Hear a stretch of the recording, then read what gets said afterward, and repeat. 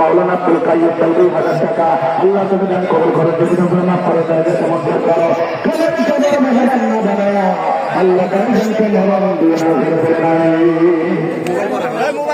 ইসমাইল ভাই তার পাশে পক্ষ থেকে আল্লাহ তোমার কাছে সারা করলো না, আল্লাহ কন্যাদের জন্ম মঞ্জুর করো, বাবাকে বড় করে মাফ করো, আল্লাহ কন্যাদের জান্নাতে ফেরায়, আল্লাহ তার কবর করে জান্নাত বানাও করে বলো আমিন।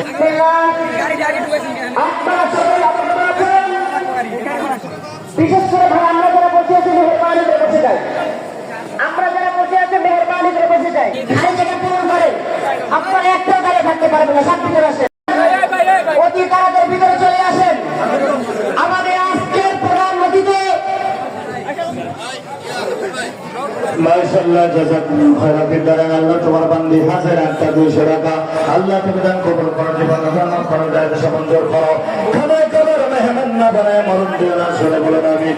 আল্লাহ তোমার বান্দা জোড়াই কিছুই চাওয়ার নেই তো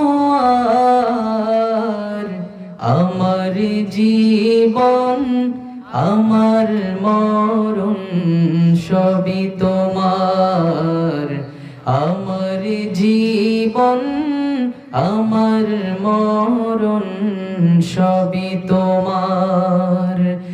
এই জীবনে কিছুই চাওয়ার নেই তো আর, আমার জীবন আমার মরণ সবই তোমার, আমার জীবন আমার মরণ সবই তোমার। এই দুনিয়ায় আছি তোমার দয়াতে, তোমায় ছাড়া শান্তি পাই না কিছুতে, তুমি ছাড়া নেই হৃদয়ে, তুমি ছাড়া নেই হৃদয়ে কেউ তো আর, আমার জীবন আমার মরণ সবই তোমার, আমার জীবন আমার মরণ সবই তোমার।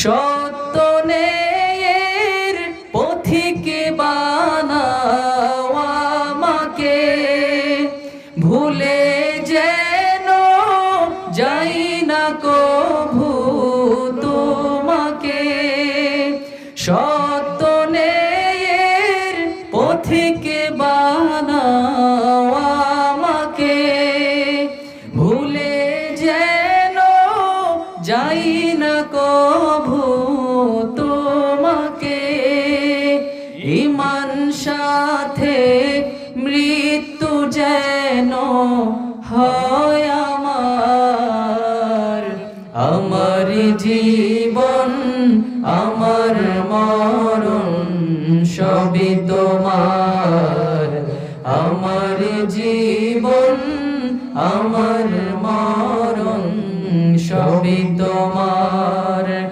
এই জীবনে কিছুই চাওয়ার নেই তো আর, আমার জীবন আমার মরণ সবই তোমার, আমার জীবন আমার মরণ সবই তোমার।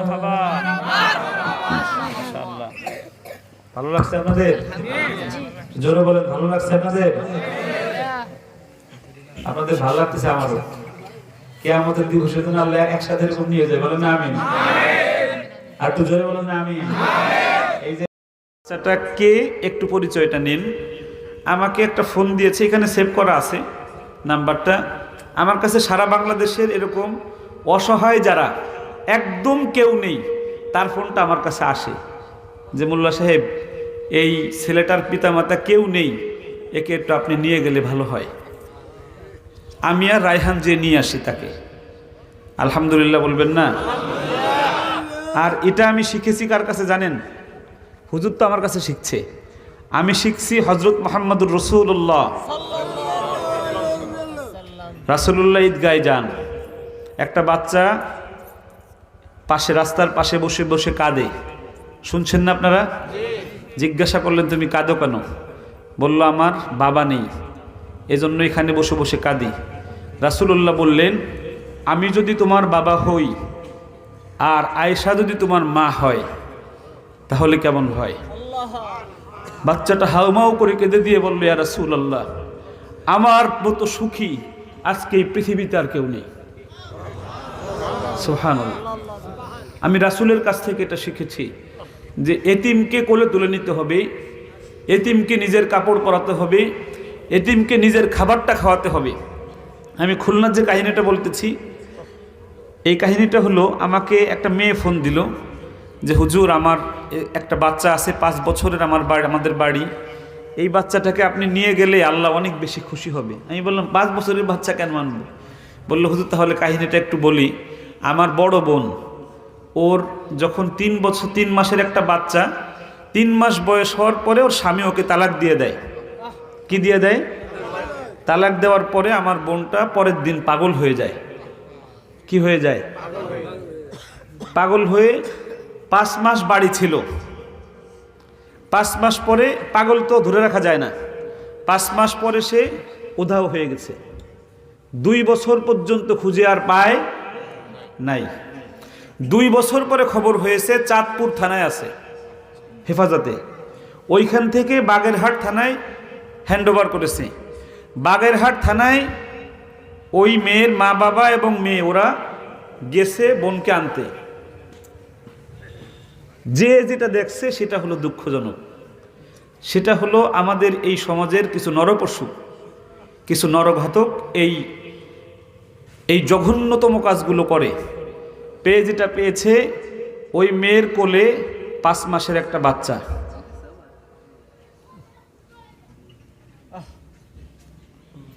এই বাচ্চাটার বাবাকে আছে?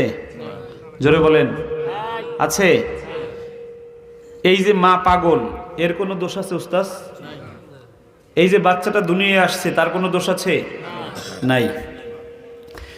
মেয়েটা আমাকে ফোন দিয়ে বলতেছে হুজুর, কাঁদতেছে আর বলতেছে আমরা সমাজে মুখ দেখাতে পারবো না, আমরা থানা থেকে আনার আগে যদি এই ছেলেটাকে আপনি একটু নিয়ে যান আল্লাহ অনেক বেশি খুশি হবে। আল্লাহ সাক্ষী, আমি আর রায়হান গাড়িতে, আমি রায়হানকে বললাম বাজান খুলনায় চল, যে নিয়ে আসি বাচ্চাটাকে। রায়হান আমাকে খুব সাপোর্ট করে এই বিষয়ে, বললো যে বাজান যখন বলবেন তখন আমি যাব, চলেন। বলেন আলহামদুলিল্লাহ। আপনাদের কাছে আমার প্রশ্ন, হুজুর অনেক বড় একজন বিখ্যাত আলেম, এই যে বাচ্চাটা, একে যদি এনে মানুষ করি, এর চাইতে ভালো কাজ পৃথিবীতে আর কোনটা আছে বলেন? আপনারা আমাকে দোয়া দিবেন আমার মাথায় হাত দিয়ে, আমি যেন মরণ পর্যন্ত, আমার এখন 150 এতিম আমি লালন পালন করি। আপনারা শুনে খুশি হবেন, পৃথিবীর কোনো মানুষের কাছে আমার এই মুখ দিয়ে আমি বলছি যে 1টা টাকা এদেরকে লালন পালন করার জন্য দেন, এই পৃথিবীর কোনো মানুষ বলতে পারবে না। আমি বরং ইউটিউবে আমি ভিডিওতে বলে দেই যে আপনারা কেউ টাকা দিবেন না, আমি আমার অর্জিত রক্ত পানি করা টাকা দিয়ে আমি এই এতিমদেরকে লালন পালন করি। বলেন আলহামদুলিল্লাহ। এতে আমার লাভ হয়েছে কি? আমি 1500 টাকা বেতনে 2005 সেপ্টেম্বর 13 তারিখে আমার চাকরি শুরু হয়। বলতে পারবেন কেউ? 2005 সেপ্টেম্বর 13 তারিখে আমার কাজ শুরু হয় কয়শো টাকা বেতনে? আমি প্রথম যেদিন বেতন পাই 1 মাস পরে, আমি কেন আজকে আমার মাদ্রাসায়, আপনারা শুনে খুশি হবেন, 75 লক্ষ টাকা শুধু বেতন ওঠে 1 মাসে। কত টাকা? আমি কত টাকা বেতন পাইছি 5 সালে? 1500। এই 75 লক্ষ টাকা কেন পাই? যারা হুজুররা আছেন একটু খেয়াল করে শুনবেন। এ জায়গায় এই শর্ট টাইমে মাত্র 19 বছরের জার্নিতে 1500 টাকা থেকে কিভাবে 75 লক্ষ টাকা আসলাম, এটা তো একটা আশ্চর্য না? সত্যি আশ্চর্য। একটা দাওরা পাস মাদ্রাসা যেখানে 2000 ছাত্র, সেখানে এক বছরে ব্যয় হয় হলো, গওহরডাঙ্গা মাদ্রাসায় আমি পড়ছি 8 বছর, ওই মাদ্রাসায় গত বছরের সারা বছরের আয় ছিল হলো 7.5 কোটি টাকা, আর ব্যয় ছিল 8 কোটি 4 লাখ টাকা। আর আমি গওহরডাঙ্গার ছাত্র, নালায়েক, গুনাগার, খাকসার, অযোগ্য। আমার মাদ্রাসায় এক মাসে বেতন ওঠে 75 লক্ষ টাকা, তাহলে 8 কোটি টাকার বেশি হবে না? ভর্তি ফিস পাই 1.5 কোটি টাকা, ভর্তি ফিস পাই 1.5 কোটি টাকা। আমি সবার সামনেই বলতেছি। এই 1500 টাকা থেকে কিভাবে আমি এত দ্রুত এই জায়গায় গেলাম? আমি যেদিন 1500 টাকা বেতন পেয়েছি, যারা উস্তাজ আছেন উনি তো আমাকে দেখেছে, ওনার কাছ থেকে আপনারা জেনে নেবেন, উনি আমার কাছে 3-4 দিন গিয়েছে। আমি এই 1500 টাকাকে 3 ভাগ করেছি। কয় ভাগ? 3 ভাগ করলে কত টাকা করে হয়? 500।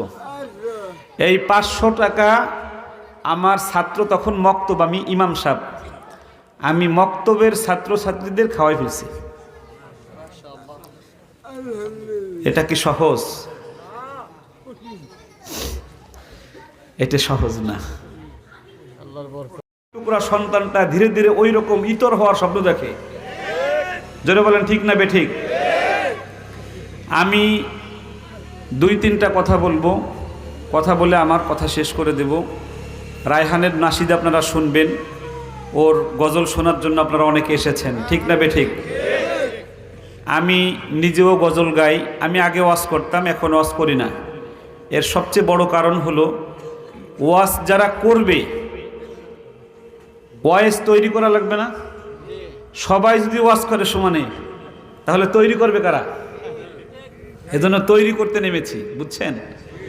হযরত আমার বিষয়ে এখানে একটু আপনাদের এই পেপারটা একটু পড়ি, উপরে একটু বেশি লিখেছে। এখানে বিশ্বজয়ী হাফেজকারী আবু রায়হানের সুনামধন্য উস্তাদ আব্দুল কাইয়ুম মোল্লা ঢাকা এর সুপরামর্শে পরিচালিত আর তাহফিজ ইন্টারন্যাশনাল মাদ্রাসার উদ্বোধন উপলক্ষে 20 ডিসেম্বর তাফসিরুল কোরআন মাহফিল। আমাদের 2 জন আগে যারা মাহফিলে ওয়াজ করেছেন, একজন হলো মুফতি আব্দুল মালিক আন-নুরি, অসাধারণ বয়ান করেছেন কোরআন হাদিসের ব্যাখ্যায়, এবং আমার বাল্লাহ ও উদীয়মান একজন তরুণ বক্তা, ও ভালো আলোচনা করেছে। আর রায়হানের যে তেলাওয়াত আপনারা শুনেছেন, এটা স্বর্গীয় সুখ। জোরে বলেন ঠিক না বেঠিক? আমার বাম পাশে বসে আছেন টাঙ্গাইলের একজন মাথার মুকুট, হাজারো আলেমদের সেরেতাস, আপনাদের সকলের সম্মানী ব্যক্তিত্ব আলহাজ হজরত মাওলানা আব্দুল আজিজ দামাত বরকাতহুমুল আলিয়া। আমি হুজুরকে দিয়ে, আপনারা দেখেছেন, হুজুরের হাত দিয়ে আমার মুখে ডলাইছি এবং একটা চুমু দিছি হুজুরের হাতে। আমি দিছি না হুজুর? আমাদের কোরআন এবং হাদিস এই শিষ্টাচারটা শিখায় যে তোমার মুরব্বী যে, তার কাছে তোমার মাথা নত করে দাও, আর তার কাছ থেকে তুমি দোয়া নাও। আর মানিক মিয়ার মতো ইতর হলে, ওই রকম যদি ইতর হয়, তাহলে মাকে ধীরে ধীরে মায়ের শুরু করে দেয়। জোরে বলেন ঠিক না বেঠিক? ওই যে শুরু করেছি 3 ভাগের 1 ভাগ খাওয়াই ফেলি, কোনোদিন আমার এই শরীরের মধ্যে ছাত্রের খাবার ঢুকে নাই। আমি শুধু ছাত্রকে খাওয়াই। আমি এটা করছি কেন? এর পিছনে যাই একটু। আমার বয়স 10 বছর বা 11 বছর, আমি নুরানিতে পড়ি, নাজেরা। আমার একজন উস্তাদ, তখন আমি খুব গরিব মানুষের ছেলে হুজুর, একবেলা, দিনের ভিতরে একবেলা না খেয়ে থাকা লাগে প্রায়। এরকম আমরা 8 ভাই বোন, আমার বাবার একার রোজগারে আমাদের সংসারটা ওইভাবে চলে না, একবেলা প্রায় না খেয়ে থাকি। আর আজ থেকে 90 সালে এই আপেল কি সব দোকানে বিক্রি হতো না? ঢাকার থেকে কেউ যদি আসতো, ঠিক না বেঠিক, সে আপেল নিয়ে আসতো, কমলা নিয়ে আসতো। আমার একজন হুজুর একটা আপেল দাঁড়িয়ে দাঁড়িয়ে খাচ্ছেন। আমি তখন ছোট মানুষ, আর ছোট মানুষের নেশাই হলো কিভাবে খাবে, ঠিক না বেঠিক? আমিও ওই দলেরই ছিলাম। আমি হুজুরের দিকে তাকায় রয়েছি, আমি একাই। হুজুর পুরো আপেলটা খেয়ে ফেললেন। একবারও বললেন না কাইম তুমি খাও একটু। এটা হলো 1996 সাল। আমার দিমাগ খুব চলে, আমি ওই 96 সালের ওই ঘটনা মনে রাখছি। আমি যেদিন প্রথম শিক্ষক হয়েছি,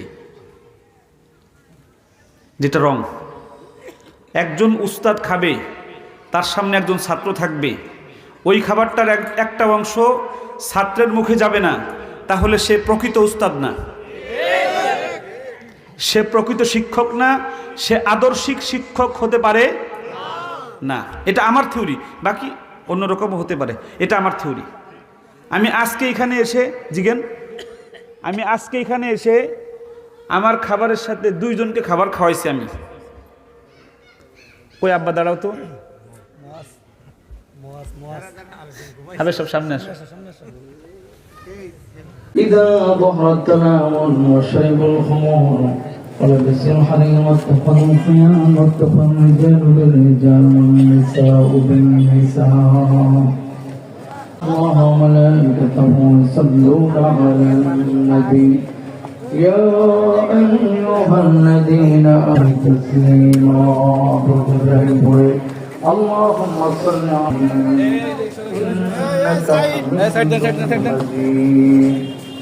اللهم بارك على محمد وعلى آل محمد كما باركت على إبراهيم وعلى